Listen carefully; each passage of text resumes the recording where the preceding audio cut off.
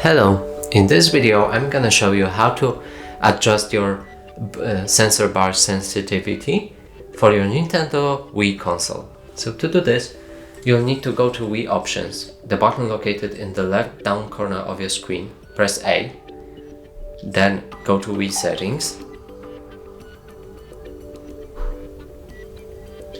and press on the arrow pointing to the right, like this. Select Sensor Bar, Sensitivity, OK, and now you'll be able to, after you press that OK again, you'll be able to increase or decrease the sensitivity of your sensor by pressing this plus button to increase it or this minus button to decrease it. So I'm gonna leave it at 2, but I'm just gonna show you the example how it works. So let's say we selected 2 and I'm gonna press A because I'm done, and that's how you do it. Thank you for watching. Please consider subscribing to our channel, leave a like and a comment below.